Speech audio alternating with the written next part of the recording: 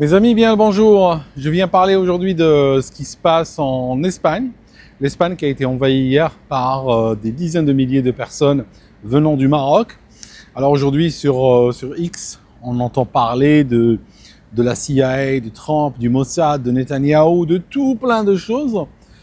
Je viens essayer de coller les morceaux de ce puzzle. Pour information, ce que vous voyez derrière moi, c'est l'Albanie. C'est les côtes de l'Albanie. Très montagneux, magnifique pays à visiter. Alors, je vous raconte quelque chose. Monsieur Pedro Sánchez a décidé il y a quelques mois de régulariser 1 demi-million de clandestins. Il a décidé de les régulariser avec des conditions extrêmement favorables. Ça veut dire qu'il n'a pas dit les gens doivent être là depuis 10 ans, 20 ans, 15 ans, ce qu'on peut à la rigueur comprendre, hein. Tu auras toujours un groupe de personnes dans une détresse extrême et tout ça, donc tu as envie de leur donner un joker dans la vie. Non, il a dit si vous êtes là depuis grosso modo 3 mois, vous venez et on vous régularise. Bon, à l'époque j'avais fait une vidéo en disant que cette histoire allait extrêmement mal se terminer. Pourquoi? Parce que tout simplement, une fois que tu dis depuis 3 mois, tu vas avoir un afflux de milliers, de dizaines de milliers de gens qui vont dire bon voilà, regarde, moi si je visite l'Espagne, je vais rentrer, je vais arriver à un port de frontière, montrer mon passeport, tout ça, donc dans l'ordinateur il sort quelle date je suis rentré. Mais quand tu rentres par une plage, quand tu viens sans papier, et que tu disparais dans la nature, par la suite tu peux tout à fait dire que tu étais là l'année dernière, même si tu es rentré il y a 2 heures. Donc voilà un petit peu le système qui a été mis en place par monsieur Pedro Sánchez par ce qu'on appelle un décret royal. Décret royal, bon, leur institution, semble-t-il, je ne suis pas spécialiste des institutions espagnoles, mais ça veut dire que le décret est émis par le gouvernement de Sánchez et il est signé et émis finalement par le roi. Mais le roi, c'est juste une courroie de transmission. Il n'a pas à décider, il ne peut pas émettre un veto, semble-t-il, il ne peut pas changer les contenus, lui, il est juste là dans son château, il prend son thé, on lui fournit le décret, même si le décret, il dit je divise l'Espagne en 4 morceaux, j'offre chaque morceau à un pays différent. Lui, du moment que son château n'est pas touché, il signe. D'accord? Donc il faut savoir que la préoccupation constante de chaque monarchie en Europe, c'est de subsister, c'est de durer dans le temps. Le reste, du moment que les châteaux vont bien, que le rejeton va bien et tout ça, le reste, on s'en fout. Donc voilà, ça c'est une petite pique pour mes amis royalistes. Donc je vous disais, Monsieur Sánchez, une fois qu'il a parlé de 500 000, assez rapidement, on a parlé d'1 million, puis on a parlé d'1,5 million, puis 2 millions. Les chiffres n'ont pas cessé d'augmenter. Parce que le propre du clandestin, quand tu dis, bon, j'estime qu'on a 500 000 clandestins, on va les régulariser, c'est que dans le terme clandestin, veut dire que c'est des personnes qui ne sont pas connues par l'administration. Donc, tu n'as pas la moindre idée de combien il y en a. Donc, tu dis 500 000, si ça se trouve, tu en as 2 millions. Personne ne sait. Donc, il y a déjà ça. Plus ce qui vient après, d'accord? Donc il y a encore ça.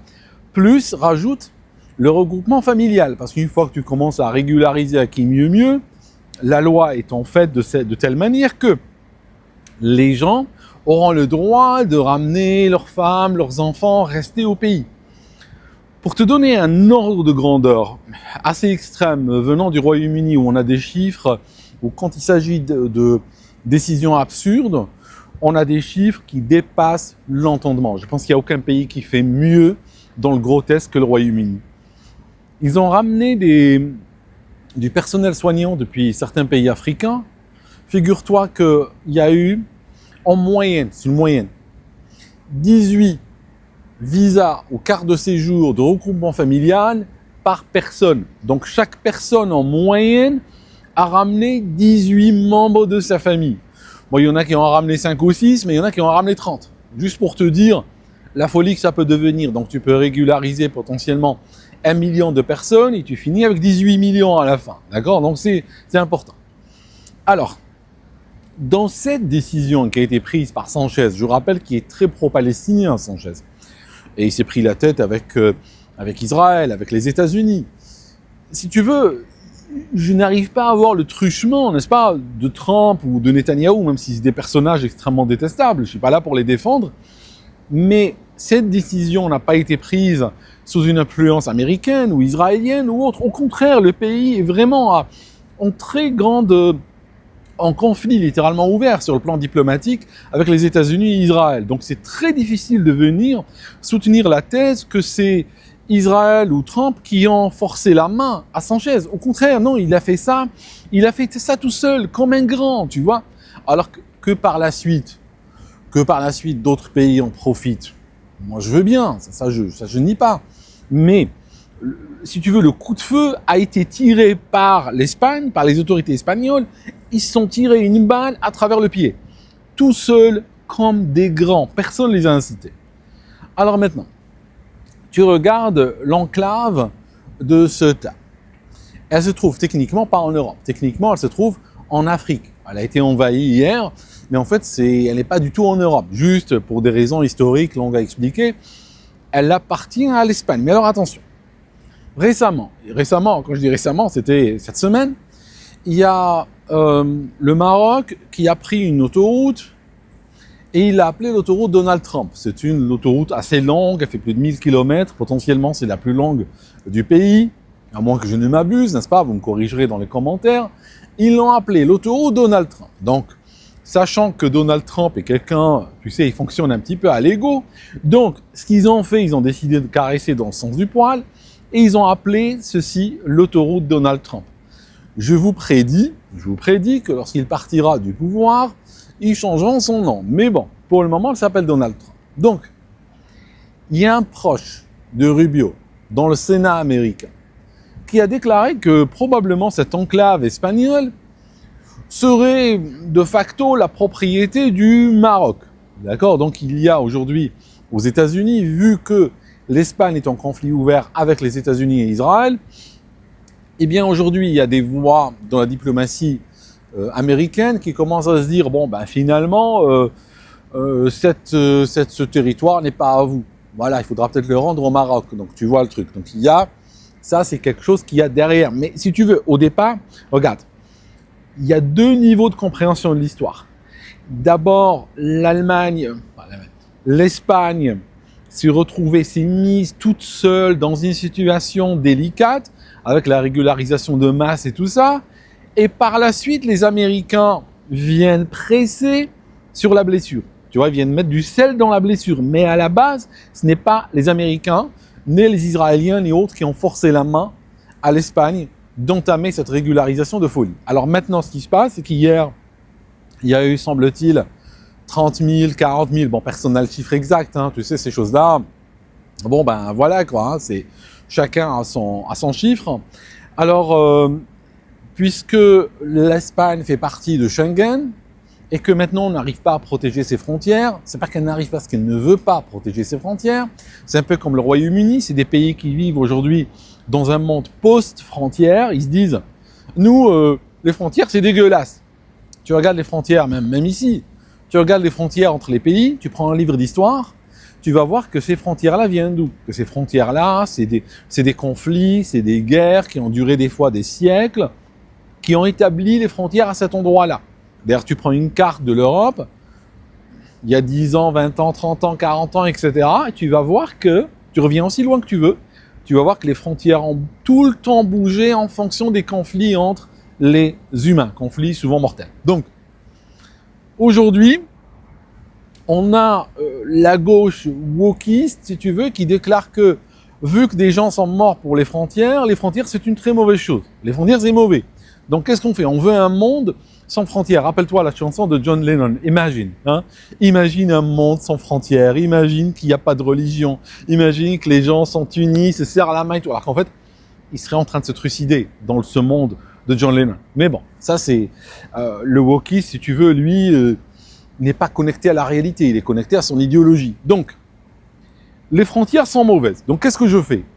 Je vais prendre les frontières de mon pays et puis les éliminer, tout simplement. Je déclare que ces frontières n'existent pas. Parce que voilà, c'est comme ça que je veux voir le monde. Bon, bah, tu finis un jour par devenir étranger chez toi, quoi, sur la terre de tes ancêtres, c'est tout. Comme les Italiens n'ont pas envie de finir comme ceci et d'autres pays sont en train d'élever la voix aujourd'hui, eh bien, on a décidé, et je pense que la décision, là, c'est encore trop tôt, mais dans les jours qui viennent, on va voir ce qui va se passer, c'est que l'Espagne va se faire exclure de la zone Schengen. pas exclure formellement, mais probablement beaucoup de pays, ils ont le droit, vont suspendre les accords Schengen et commencer à contrôler, si tu veux, tout le trafic qui vient d'Espagne. Tout simplement, ils disent à l'Espagne, vous avez fait cela, vous laissez des milliers de gens venir chez vous sans contrôle, sans rien. Bon, ben, vous les gardez, c'est à vous. Nous, on ne veut pas qu'ils viennent chez nous. Donc, voilà ce qui est en train de se passer aujourd'hui. Alors, voilà, mes amis, c'est un peu des pays qui sont rentrés, à mon sens, dans un monde, dans une époque post-frontière, tout simplement. Ça veut dire que un jour, ils baisseront leur drapeau, ils cesseront de revendiquer une souveraineté sur leur territoire, parce que de facto, c'est ce qu'ils sont en train de faire, mais juste ce que j'ai décrit là à l'instant, c'est la manière de le formaliser par des symboles forts un jour. Et puis, un jour, leur terre sera revendiquée par autrui, c'est tout, hein, c'est simple, il n'y a pas... Et remarquez au passage que ça fait quand même très longtemps qu'on nous dit en Europe que c'est la Russie qui va envahir l'Europe. Bon, en regardant hier, c'est pas vraiment la Russie, quoi. Donc voilà, peut-être qu'ils viendront un jour les Russes, peut-être pas, peut-être qu'ils n'ont même pas besoin de venir faire le travail, parce que les Européens sont tellement bons à faire le travail eux-mêmes, à détruire leur pays, donc il n'y a pas besoin de se déranger, hein, mettez-vous à leur place, hein, c'est des joueurs d'échecs après tout. Donc voilà, tu les laisses faire, hein, tu bouges pas, voilà. Enfin, mes amis, avant de m'en aller, avant de partir, je vous rappelle que mon coaching est ouvert pour le moment, pendant un temps assez court. Vous pouvez toujours vous inscrire. Et puis, ça commence, la prochaine session de coaching commence le 24 août. Venez avec votre problématique, qu'elle soit personnelle, expatriation, professionnelle. Venez avec. Et pendant 4 semaines, on va travailler assidûment dessus. Je vous laisse l'inscription, le lien d'inscription sur le commentaire épinglé. Et puis, merci à tous ceux qui soutiennent ce canal. Et puis, nous, on va se voir la prochaine fois. Et je fais peut-être un petit tour d'horizon, comme c'est la tradition, pendant que je suis sur ce navire. Je vous montre. Donc là, c'est l'Albanie, d'accord? C'est l'Albanie. Vous voyez un peu d'humidité qui commence à se lever sur les côtes, d'accord? Le soleil se couche, tu arrives à le voir là-bas, à travers les superstructures. Là, ces 2 grosses boules, là, je crois qu'on a des radars à l'intérieur, quelque chose comme ça. Ok, tu les vois? Avec le soleil. On a ici la cheminée avec ces énormes klaxons qui sont capables d'être entendus très très loin. C'est pas ça la corne de brume. La corne de brume est un peu plus grande et elle est tout à l'avant du bateau. La corne de brume, tu sais, j'étais sur un de ces navires de cette compagnie qui naviguait sur l'Atlantique avec du brouillard. Et là, c'était, je crois, 2 jours de brouillard. C'était à peu près 2 jours de navigation de New York, grosso modo, où il y a presque toute l'année, tu vois, l'océan qui est plat comme ça, et puis du brouillard. Hein, ça décrit un petit peu la fois où le Titanic avait coulé. Quoique je ne devrais pas parler de Titanic sur un navire. Hein, tu sais, tu deviens superstitieux hein, quand tu es dans un bateau. Donc je disais que la corne de brume retentit régulièrement, toutes les minutes littéralement. T'as la corne de brume. Donc je monte sur cette petite surface que j'aime bien. Voilà, donc là-bas, tu as l'avant du navire, tu as les antennes là, qui sont en train de tourner, pour ceux qui s'intéressent à la technique, des radars. Il y en a 3 qui tournent en même temps. Magnifique mer. Tout à l'heure, on a vu des gros poissons qui sautaient. Alors, j'ai cru identifier, attention, je suis né dans une ville, j'ai cru identifier des saumons, tu vois, qui sautaient. Il y en avait 5 ou 6. Ça, c'est rare, hein, tu les vois pas tout le temps. Hein. Voilà, mes amis, demain, ça sera le Monténégro. Alors, si vous habitez au Monténégro et vous suivez ce canal, demain matin, samedi, je suis prêt à venir à votre rencontre, d'accord? C'est avec plaisir. Parce que des fois, des gens me contactent, me disent « Ah oui, mais j'ai vu que tu étais là, là. » Mais le problème, c'est qu'on reste une journée par endroit, donc ça va aller extrêmement vite. Donc, je continue à marcher un petit peu. Et là-bas, sur cette structure que tu vois, sur cette structure avec les radars et tout ça, n'est-ce pas? Attends, je te montre. Voilà, c'est là où il y a la corne de brume. C'est une corne qui a un bruit très, comment dirais-je, moins agressif que ça. Ça, c'est très agressif. La corne de brume, c'est beaucoup plus grave. Ça porte plus loin, j'ai l'impression. C'est fait pour porter loin. Tu vois? Et derrière nous, il y a un navire qui nous suit depuis tout à l'heure. Je sais pas lequel. Un peu trop loin pour que je puisse vous dire. J'ai l'impression que c'est un MSC. Il est blanc. Complètement blanc. Je crois que c'est le MSC quelque chose. MSC Symphony. Quelque chose comme ça. Ici, tu as vu, c'est assez vide. Hein. Regarde. Tu vois, là, je suis sur la Cunard. Et l'avantage de la Cunard, c'est que c'est relativement vide. Pardon, il y a un peu de vent. C'est pas un endroit où tu sens la bousculade ou autre. Hein. Tu vois, depuis tout à l'heure, je parle, je marche, je suis assez seul. Hein. C'est pas sponsorisé par eux. Hein. Juste, j'aime bien cette compagnie, hein, c'est clair. Et là, le navire, pour ceux qui veulent savoir lequel, c'est le Queen Victoria. Alors, j'arrive pas à voir ce que je suis en train de filmer. J'espère que vous pouvez le voir. Voilà. Et là-bas, il y a un gros, tu vois, tu as la cheminée. Et là-bas, tu as un gros radiateur. Je peux arriver à le voir, regarde. D'accord? C'est un gros radiateur. Et puis, voilà mes amis, je vais pas trop traîner. Là, j'ai une vidéo de 16 minutes déjà, j'ai presque abusé parce que ça met beaucoup de temps à uploader. Vous voyez mes vidéos arriver relativement tard la nuit parce que tout simplement, une fois que tout le monde part dormir, ça, le débit s'améliore, c'est tout. C'est ce que je fais.